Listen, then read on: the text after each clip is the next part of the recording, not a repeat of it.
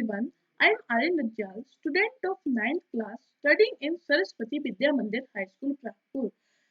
Today I will perform an activity to demonstrate the effects of temperature on states of matter. So before I start my demonstration, let us have a brief look on states of matter. States of matter, properties of states of matter, and effects of temperature on states of matter. First of all, what is matter? Matter is the stuff that makes up the universe. Everything that takes up space and has a mass is matter.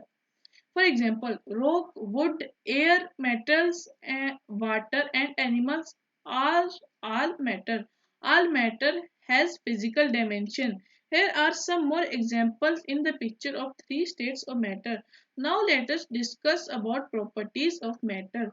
All matter is made up of particles that are incredibly small, much too small to see with the naked eyes. The particles can be atom or combination of atoms that are bonded. There are forces between the particles. The particles in matter are always moving. The more energy they have, the faster they move. The spaces between the particles in matter are empty. You might assume that the spaces between the particles are filled with air, but this is not the case. They contain nothing at all. Now, how we can say something is matter or non-matter? There are two simple ways you can perform to tell if something consists of matter. If it fail either test, it's non-material. Could the phenomenon be weighed on any scale? Matter has mass. Does the phenomenon occupy a volume? In other words, does it take up space? All matter has physical dimension. Note, your senses aren't always reliable indicate of whether or not something is matter. You can see light and feel heat, but they do not have mass. You can hear music, but you can't weight it or enclose it.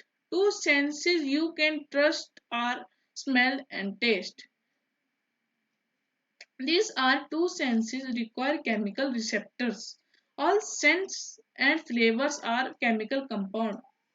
Some examples of matter are book, decks, person, rock, water, air.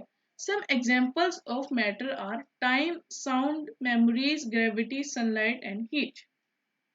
Now let us discuss about particles arrangement in arrangement in matter. We all know that all matter is made up of tiny particles. In case of solid, particles are packed tightly together in a fixed arrangement. Particles can be vibrate but not move. Liquids. In case of liquid, particles are close together with no distinct arrangement. Particles can move and slide around each other. In, in case of gases, the particles are free floating with no distinct arrangement. Particles move and collide with each other. Now let us discuss how state of matter can be changed.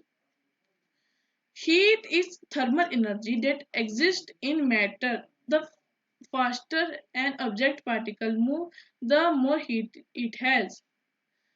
Heat can be added to an object by making its particle speed up. The phenomenon can be shown with the help of flow chart shown in the image.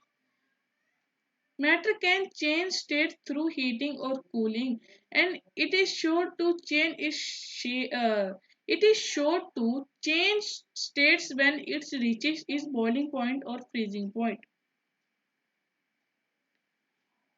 This slide also shows and explain about the change in states of matter as we discussed earlier. Melting. Melting, a change of solid to liquid by heating is melting. This diagram is representing this. Freezing. The change of liquid to solid by cooling is called freezing. Evaporation. The change of liquid to gas by heating is called evaporation. Sublimation. The change of solid to gas. The change of solid directly to gas by heating is called sublimation. Thank you for listening to me. I will perform activity in next I will perform activity in next clip. Thank you.